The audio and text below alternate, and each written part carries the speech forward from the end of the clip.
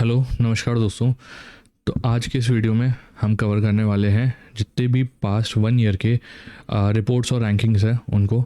जैसे कि आपको पता है आरआरबी एनटीपीसी के पेपर स्टार्ट हो चुके हैं और इसमें करंट अफेयर्स जो है उसमें मैक्सिमम सवाल जो है करंट अफेयर से ही पूछे जा रहे हैं। ठीक है, तो उसी को ध्यान में रखते हुए आज की ये क्लास है। इसमें हमने जितने भी पिछले 1 साल के इंपॉर्टेंट रिपोर्ट्स हैं ना उसको कवर करा है। ठीक है, तो वीडियो को एंड तक देखिएगा क्योंकि आपके एग्ज़ाम में ये बहुत काम आने वाली है। तो आइए शुरू करते हैं। सबसे पहला सवाल है, which organisation publishes the global innovation index. ठीक है, ग्लोबल इनोवेशन इंडेक्स किस संस्थान द्वारा प्रकाशित किया जाता है? तो इस इंडेक्स को प्रकाशित करता है World Intellectual Property Organization. Answer हो जाएगा option C, World Intellectual Property Organization. ठीक है, ये मेजर करता है क्या, जितना भी इनोवेशन है ना, इनोवेशन परफॉर्मेंस। ठीक है, इनोवेशन को लेके देश कैसा परफॉर्म कर रहे हैं उसको मेजर करता है ये इंडेक्स। ठीक है, ग्लोबल इनोवेशन इंडेक्स में पहला स्थान किस देश को प्राप्त हुआ था? तो पहला स्थान जो है वो प्राप्त हुआ था स्विट्जरलैंड। आंसर हो जाएगा ऑप्शन डी, स्विट्जरलैंड। इस इंडेक्स में भारत का क्या रैंक था? तो भारत का जो रैंक था वो था 38। आंसर हो जाएगा ऑप्शन सी, 38। पूछ लिया जाए कितने देश थे तो 139 देशों की ये रैंकिंग थी।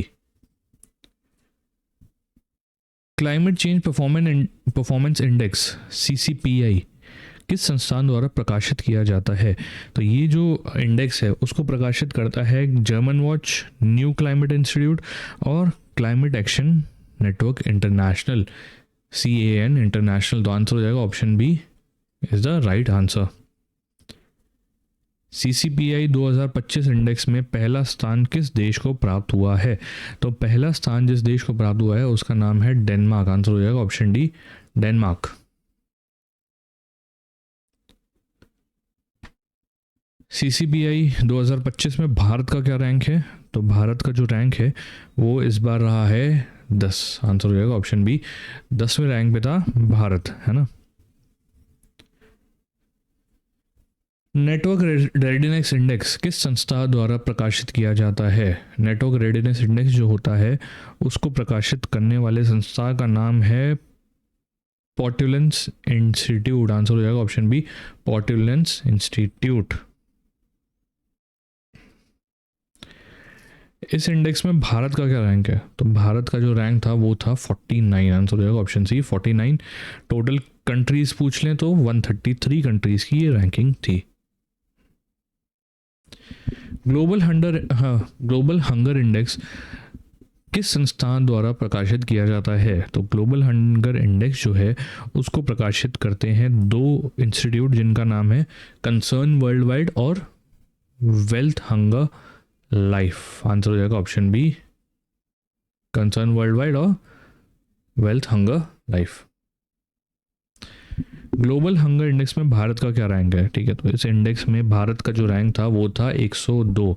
आंसर हो जाएगा ऑप्शन डी, 102। कितने कंट्रीज में से? 123 देशों में से 102 नंबर पे था भारत। प्रेस फ्रीडम इंडेक्स में पहला स्थान किस देश को प्राप्त हुआ है? तो प्रेस फ्रीडम इंडेक्स जो होता है उसमें पहला स्थान प्राप्त हुआ है नॉर्वे को। आंसर हो जाएगा ऑप्शन डी, नॉर्वे। और इस इंडेक्स में भारत का क्या रैंक है? तो भारत का रैंक है 151। आंसर हो जाएगा ऑप्शन सी, 151। कितने में से? 180 देशों में से। प्रेस फ्रीडम इंडेक्स किस संस्था द्वारा जारी किया जाता है? तो इस रिपोर्ट को, इस इंडेक्स को जारी करते हैं फ्रांस बेस्ड एक ऑर्गेनाइजेशन है जिसका नाम है reporters without borders, RSF। Answer हो जाएगा option B, reporters without borders. Bharat में क्षेत्रफल के अनुसार सबसे अधिक वन और वृक्ष आवरण किस राज्य में है? ठीक है, तो फॉरेस्ट कवर बेसिकली पूछा है हमसे, फॉरेस्ट कवर किस देश में और किस राज्य में सबसे ज़्यादा है भारत के अंदर? तो वो जो है वो है मध्य प्रदेश। आंसर हो जाएगा ऑप्शन सी, Madhya Pradesh.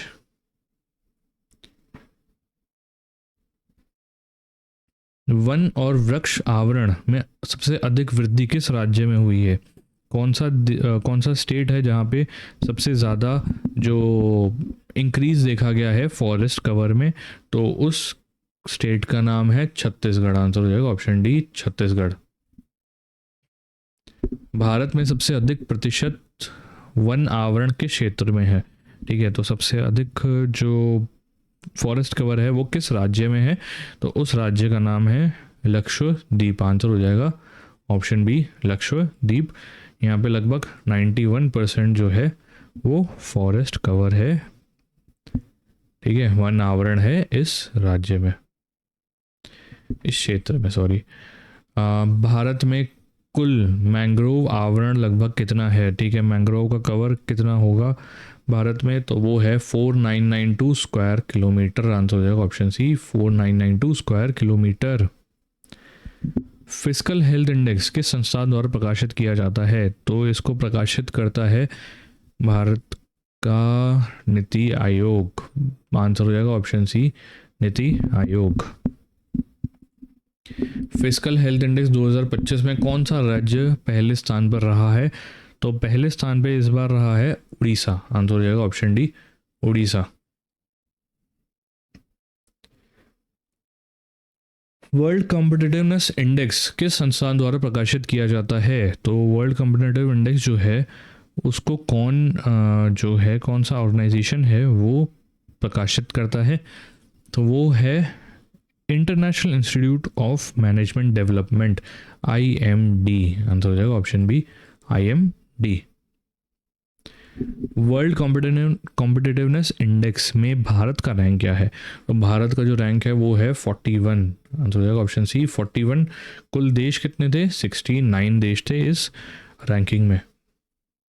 World happiness report किस संस्था द्वारा प्रकाशित की जाती है, तो वर्ल्ड हैप्पीनेस रिपोर्ट जो है उसको कौन प्रकाशित करता है, Oxford wellbeing research centre, Gallup और USSDSN, ठीक है, united nation sustainable development solution network इसका फुल फॉर्म है, ठीक है, तो आंसर हो जाएगा option B, the right answer. World happiness index में पहला स्थान किस देश को प्राप्त हुआ है, तो पहला स्थान जिस देश को प्राप्त हुआ है उस देश का नाम है फिनलैंड। आंसर हो जाएगा ऑप्शन सी, फिनलैंड। इस रिपोर्ट में भारत का क्या रैंक है, तो भारत का जो रैंक है वो है 118। आंसर हो जाएगा option D, 118। Corruption perception index किस संस्थान द्वारा जारी किया जाता है, तो करप्शन परसेप्शन इंडेक्स है उसको कौन पब्लिश करता है, तो उसको पब्लिश करता है ट्रांसपेरेंसी इंटरनेशनल। आंसर हो जाएगा option B, transparency international.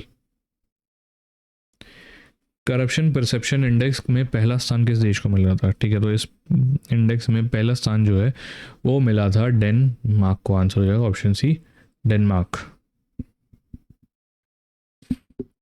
Corruption perception index में भारत का क्या रैंक है, तो भारत का जो रैंक रहा है इस बार वो रहा है 96। आंसर हो जाएगा ऑप्शन सी, 96।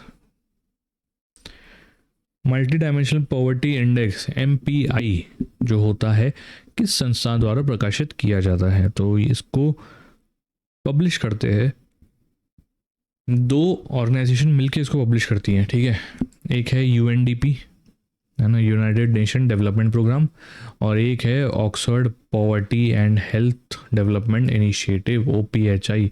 आंसर हो जाएगा option C, the right answer.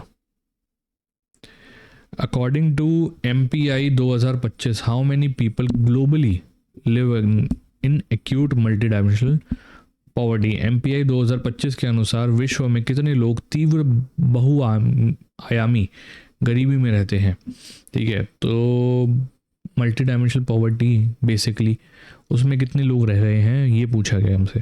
तो अगर पूरी दुनिया की बात करें तो 1.1 बिलियन लोग गरीबी में रह रहे हैं। भारत का राष्ट्र MPI मान क्या है, कितना उसको वैल्यू है भारत के MPI का, ठीक है, तो भारत का जो MPI है उसका नाम है उसका मान है 0.069, ठीक है, आंसर हो जाएगा ऑप्शन बी, 0.069, जो पिछली बार से इम्प्रूवमेंट है पॉवर्टी रिडक्शन में। भारत का एमपीआई हेडकाउंट अनुपात 2019 से 21 डेटा क्या है?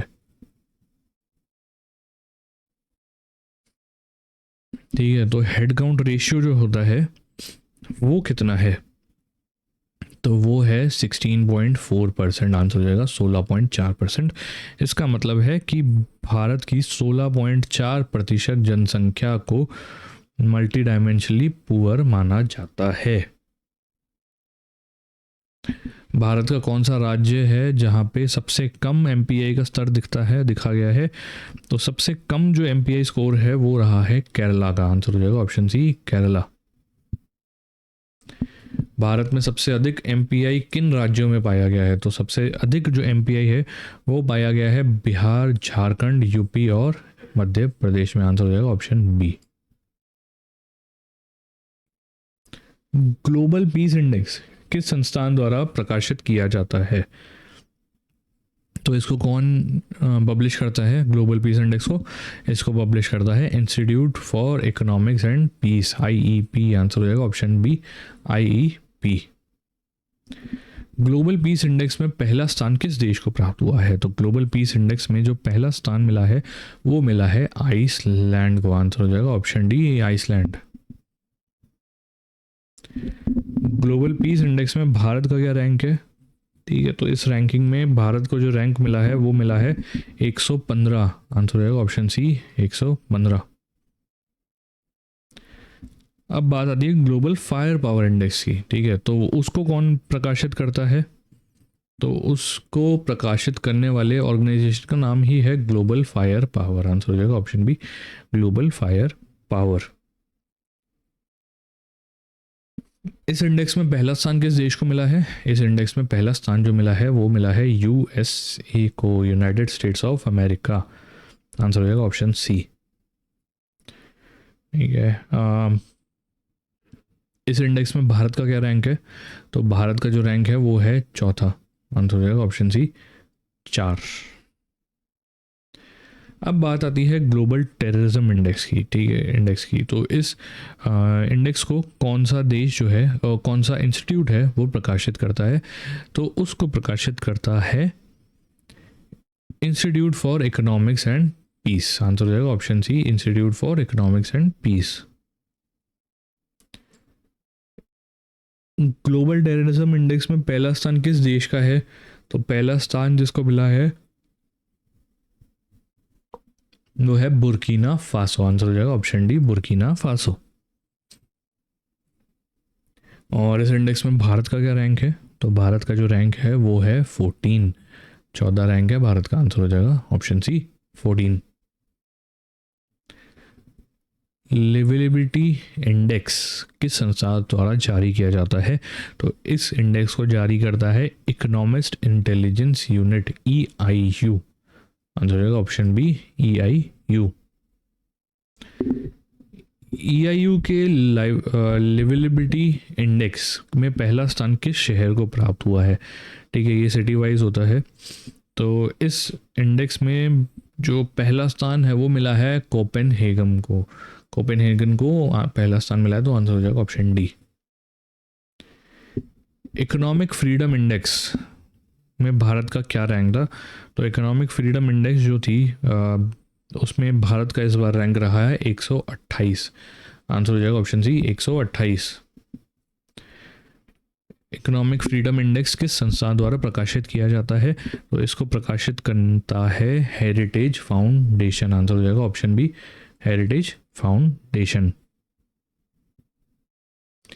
अब हाल ही में एक रिपोर्ट आई थी लॉजिस्टिक परफॉर्मेंस इंडेक्स। ठीक है, लॉजिस्टिक परफॉर्मेंस इंडेक्स में तो हमसे पूछा गया है कि इसमें पहला स्थान किस देश को मिला है? तो इसमें पहला स्थान मिला है सिंगापुर को। आंसर हो जाएगा option D, Singapore. Logistic performance index में भारत का रैंक क्या है? ठीक है, भारत का रैंक इस बार रहा है 38। आंसर हो जाएगा ऑप्शन सी, 38। अब बात आती है ग्लोबल जेंडर गैप इंडेक्स की। ठीक है, ये हर साल एक रिपोर्ट आती है ग्लोबल जेंडर गैप इंडेक्स की। उसमें इस बार हमसे पूछा है कि इसको प्रकाशित कौन करता है, ठीक है, किस संस्थान द्वारा इसको जारी किया जाता है? तो इसको जारी करता है वर्ल्ड इकोनॉमिक फोरम। और इस रैंकिंग में, ठीक है, इस रैंकिंग में पहला स्थान किस देश का रहा है? तो पहला स्थान जो मिला है वो मिला है आइसलैंड को, ठीक है, आइसलैंड को पहला स्थान मिला है इस रैंकिंग में, ठीक है। Which sustainable development report SDG index किस संस्थान द्वारा प्रकाशित किया जाता है? तो ये जो रिपोर्ट है ना, इसको प्रकाशित करता है United sustainable development solution network. Answer हो जाएगा ऑप्शन सी, UNSDSN। ये जो यूनाइटेड नेशन के सस्टेनेबल डेवलपमेंट गोल्स है ना, उसकी प्रोग्रेस को ट्रैक करता है ये रिपोर्ट, ठीक है।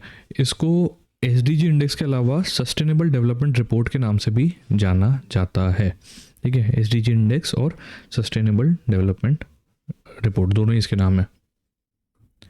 एसडीजी इंडेक्स में पहला स्थान किस देश को प्राप्त हुआ है? तो इस इंडेक्स में जो सबसे पहला स्थान है वो प्राप्त हुआ है फिनलैंड को, ठीक है। आंसर हो जाएगा option D, Finland. SDG index में भारत का क्या रैंक है? ठीक है, तो भारत का जो रैंक रहा है वो रहा है 99। आंसर हो जाएगा option D, 99। Energy transition index किस संस्था द्वारा जारी किया जाता है? एनर्जी ट्रांजिशन इंडेक्स जो होता है उसको जारी करता है वर्ल्ड इकोनॉमिक फोरम। आंसर हो जाएगा option C, WEF। Energy transition index में पहला स्थान किस देश का है? ठीक है, तो पहला स्थान जो इस बार प्राप्त किया है वो प्राप्त किया है स्वीडन ने। आंसर हो जाएगा ऑप्शन सी, स्वीडन, ठीक है। क्योंकि इन्होंने रिन्यूएबल एनर्जी और सस्टेनेबल पॉलिसी जो होती है ना उस पर बहुत अच्छा काम किया है, उसमें बहुत ग्रोथ आई है इनकी, तो इसलिए इनको पहला स्थान मिला है। और इस इंडेक्स में भारत का क्या रैंक रहा है? तो भारत का रैंक रहा है 71। आंसर हो जाएगा ऑप्शन सी, 71।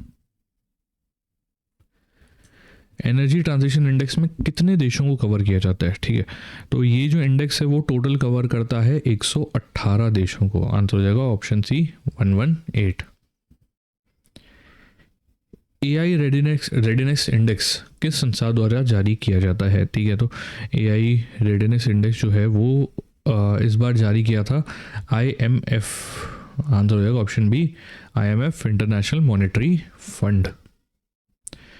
और इस रैंकिंग में, इस इंडेक्स में पहला स्थान किस देश को प्राप्त हुआ है? तो इसमें पहला स्थान जो है वो प्राप्त हुआ है सिंगापुर को। आंसर हो जाएगा ऑप्शन सी, सिंगापुर, क्योंकि इनका जो डिजिटल इंफ्रास्ट्रक्चर है ना वो बहुत स्ट्रांग है, इसलिए इनको पहला स्थान मिला है। और रही बात भारत की, तो भारत को प्राप्त हुआ है 72 रैंक। आंसर हो जाएगा ऑप्शन डी, 72। और एक और चीज़, इस इंडेक्स में भारत को इमर्जिंग मार्केट कैटेगरी में डाला हुआ है, ठीक है, इमर्जिंग मार्केट कैटेगराइज किया गया था। IMF के अनुसार 2025 में भारत का अनुमानित GDP कितना होगा? तो IMF ने एक एस्टिमेट दिया था, प्रोजेक्शन दिया था कि 2025 में भारत का जो GDP है वो कितना रहेगा, तो वो रहने वाला है 4.187 ट्रिलियन। आंसर हो जाएगा ऑप्शन सी, 4.187 ट्रिलियन। अब भारत जो 2025 में GDP के मामले में किस देश को पीछे छोड़ने वाला है? ठीक है, ये जो आपका प्रोजेक्शन आया था ना उसमें आया था कि भारत जो है वो जापान को पीछे छोड़ देगा। आंसर हो जाएगा ऑप्शन डी, जापान, ठीक है, जापान को हम लोग ओवरटेक कर लेंगे। PLFS किस वर्ष में शुरू किया गया था? ठीक है, एक सर्वे होता है जिसका नाम है पीरियोडिक लेबर फोर्स सर्वे। वो पूछा गया है कि वो कौन से साल में शुरू हुआ था, तो ये शुरू हुआ था 2017 में। आंसर हो जाएगा ऑप्शन सी, 2017। PLFS किस संस्था द्वारा संचालित किया जाता है? तो इस सर्वे का संचालन करता है NSO, national statistical office. Answer हो जाएगा ऑप्शन बी, NSO। कौन सी मिनिस्ट्री के अंडर में आता है? मिनिस्ट्री ऑफ MOSPI, ठीक है, इस मिनिस्ट्री के अंडर में आता है।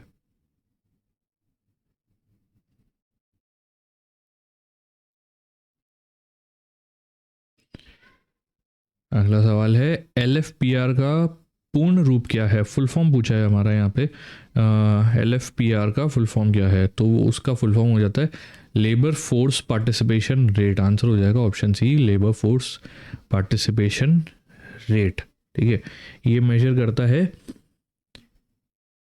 क्या, परसेंटेज किस चीज़ का, वर्किंग एज पॉपुलेशन कितनी है। ठीक है, वर्किंग एज पॉपुलेशन जो है अनुमानित कितनी आपकी जनसंख्या है जो काम कर सकती है, काम करने की एज में है। ठीक है, और कितने लोग काम कर रहे हैं या काम ढूंढ रहे हैं, उसका जो परसेंटेज होता है ना, वो होता है LFPR। ठीक है, भारत में कुल LFPR जुलाई 2023 से जून 24 तक कितना रहा है, तो भारत में ये रहा है 23-24 का 60.1%। आंसर हो जाएगा ऑप्शन सी, 60.1। ठीक है, तो इसका मतलब है जितने काम कर रहे हैं, ठीक है, अगर मान लो 100 वर्किंग एज की पॉपुलेशन है तो उसमें से सिर्फ 60 लोग ही ऐसे हैं जो काम कर रहे हैं। भारत में पुरुष LFPR कितना है, तो पुरुषों पहले तो 60.1 तो ओवरऑल हो गया। ठीक है, उसके बाद इंडिविजुअली देख लेते हैं, तो मेल जो LFPR है वो है 78.8। आंसर हो जाएगा ऑप्शन सी, 78.8। और भारत में महिला LFPR कितना रहा है, तो भारत में महिलाओं का जो LFPR है वो उसमें थोड़ा इम्प्रूवमेंट देखने को मिला है पिछली बार से, पर हालांकि वो काफ़ी कम है पुरुषों से, और इस साल वो रहा है 41.7%। आंसर हो जाएगा ऑप्शन सी, 41.7। भारत का वर्कर पॉपुलेशन रेशियो WPR कितना है। ठीक है, तो WPR जो होता है वो बताता है कि एक्चुअली एम्प्लॉयड पॉपुलेशन कितनी है भारत की, तो वो है 58.2%। आंसर हो जाएगा सी, 58.2। भारत में पुरुष WPR कितना है, ठीक है, तो भारत में पुरुष WPR रहा है इस बार 76.3%। आंसर हो जाएगा ऑप्शन सी, 76.3। और वहीं महिला WPR की बात की जाए तो महिला WPR रहा है 40.3%। आंसर हो जाएगा ऑप्शन सी, 40.3%। PLFS के अनुसार भारत में बेरोजगारी दर कितनी है। ठीक है, तो बेरोजगारी दर की बात की गई है, वो रही है इस बार 3.2%। आंसर हो जाएगा ऑप्शन सी, 3.2%।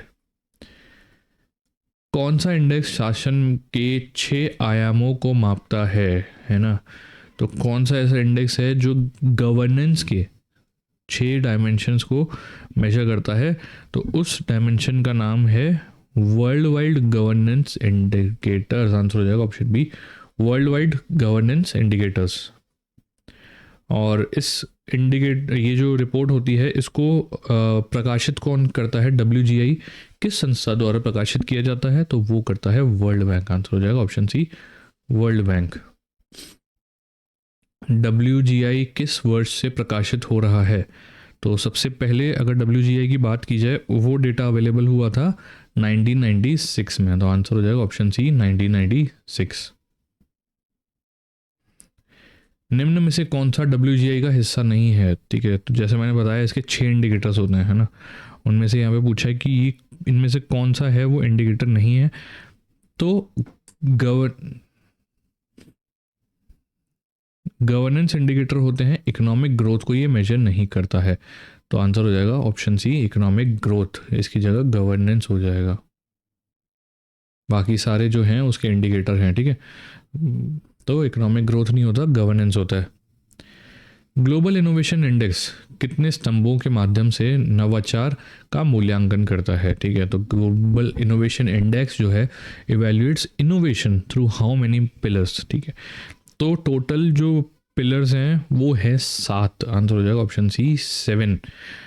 5 इनपुट के और 2 आउटपुट के। ठीक है, ग्लोबल इनोवेशन इंडेक्स किन 2 सब इंडेक्स से मिलकर बनता है, तो ग्लोबल इनोवेशन इंडेक्स जो है, जो टोटल स्कोर है जिसको GII स्कोर कहा जाता है, वो बनता है इनपुट इंडेक्स ठीक है, input index plus output index, है ना, इन दो स्कोरों से मिलके बनता है GII इंडेक्स। इनपुट मैंने बताया 5 हैं और आउटपुट 2 है, तो आंसर हो जाएगा option B, innovation, input and output. CCPI में कितने संकेतों को उपयोग किया जाता है, ठीक है, तो कितने इंडिकेटर्स का यूज़ होता है CCPI में। तो CCPI जो है वो टोटल 14 इंडिकेटर्स का इस्तेमाल करता है, आंसर हो जाएगा 14। CCPI में सबसे अधिक वेटेज किस श्रेणी का है, ठीक है, तो सबसे अधिक वेटेज जो है वो दिया जाता है ग्रीन हाउस गैस एमिशंस को, आंसर हो जाएगा option D, green house gas emissions.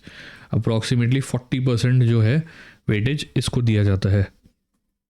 और CCPI में रिन्यूएबल एनर्जी का वेटेज कितना है, तो रिन्यूएबल एनर्जी का वेटेज है 20%, मात्र 20% का वेटेज है रिन्यूएबल एनर्जी का। बात आए एनर्जी यूज़ वेटेज की, तो एनर्जी यूज़ वेटेज का भी 20% ही है ना, तो आंसर हो जाएगा ऑप्शन बी 20। और वहीं क्लाइमेट पॉलिसी का वेटेज कितना है, तो क्लाइमेट पॉलिसी का जो वेटेज है वो भी 20% है, तो इसका भी आंसर हो जाएगा ऑप्शन बी 20%। अब बात आती है नेटवर्क रेडीनेस इंडेक्स, ठीक है, उसमें पूछा गया कि कितने स्तंभ हैं। तो नेटवर्क रेडीनेस इंडेक्स जो है उसमें टोटल 4 स्तंभ हैं, तो आंसर हो जाएगा ऑप्शन बी 4। 4 कौन कौन से, टेक्नोलॉजी,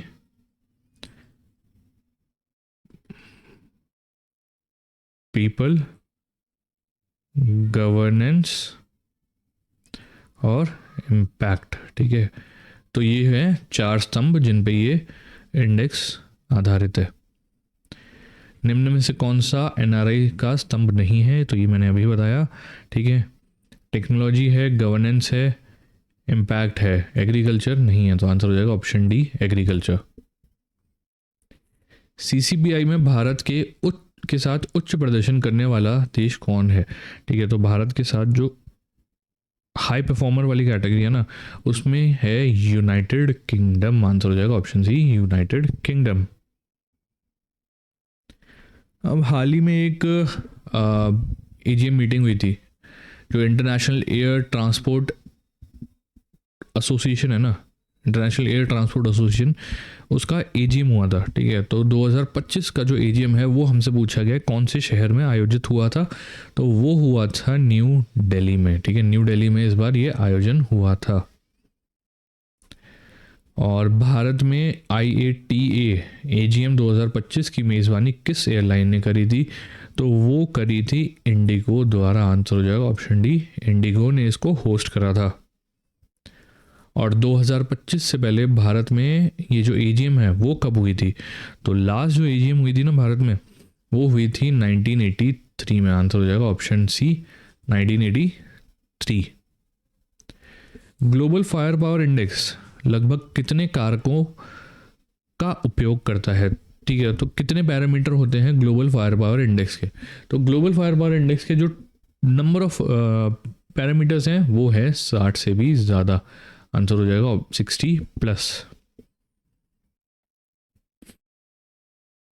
और ग्लोबल फायर पावर में परफेक्ट पावर इंडेक्स मान क्या है, ठीक है, कितना स्कोर होता है जिसमें माना जाता है कि आपकी जो मिलिट्री पावर है वो परफेक्ट है, ठीक है, तो वो रहता है 0.00, ठीक है, आंसर हो जाएगा ऑप्शन सी, 0.00।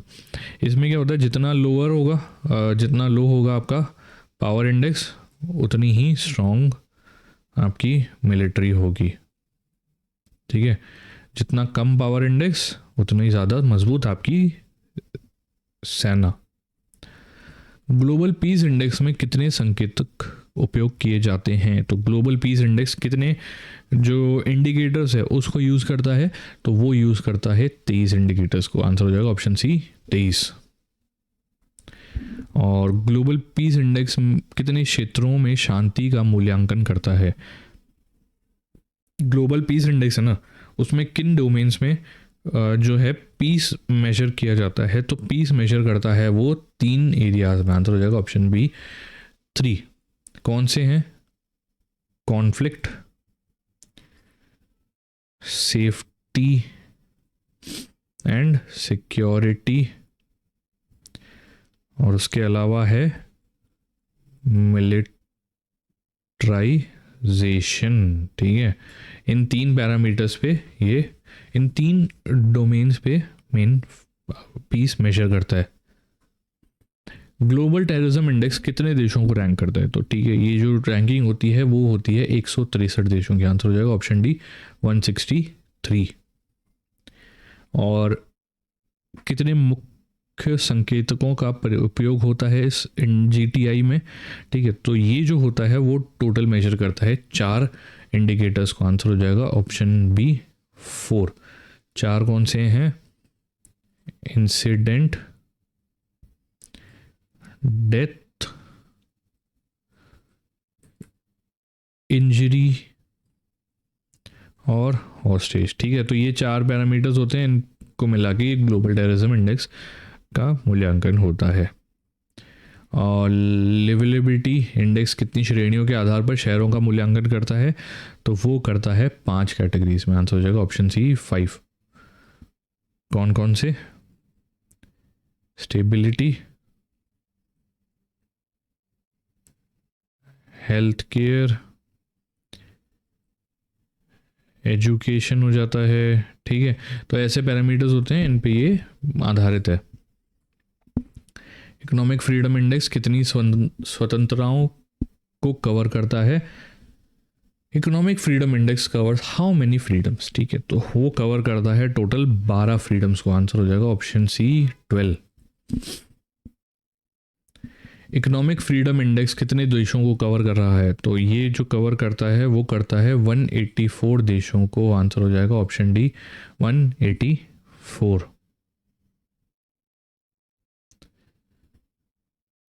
और बात है लॉजिस्टिक परफॉर्मेंस इंडेक्स की, तो उसमें कितने पैरामीटर्स के आधार पर मूल्यांकन किया जाता है?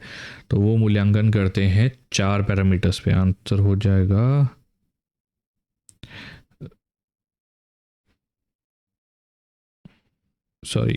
वो करते हैं 6 पैरामीटर्स को। आंसर हो जाएगा ऑप्शन सी 6। ठीक है, इंफ्रास्ट्रक्चर, ट्रैकिंग और कस्टम कैसे हैं, इन सब पे ये लॉजिस्टिक परफॉर्मेंस इंडेक्स का मूल्यांकन होता है। अब बात आती है ग्लोबल जेंडर गैप इंडेक्स की। ठीक है, तो वो जो जेंडर पैरिटी है वो कितने डायमेंशंस पे जो है उनको मापता है। ठीक है, जो समानता है उसको मापने के लिए कितने आयामों का प्रयोग होता है? तो वो करता है 4। आंसर हो जाएगा ऑप्शन सी 4। चलिए, इसी के साथ आज की क्लास यहीं समाप्त होती है। उम्मीद करता हूँ सेशन पसंद आया होगा। कोई भी डाउट हो कमेंट में ज़रूर बताइएगा, और चैनल को सब्सक्राइब कर लीजिए ताकि आगे भी ऐसे इन्फॉर्मेटिव वीडियोस आपको मिलते रहें। तब तक के लिए मिलते हैं अगली क्लास में। Bye bye.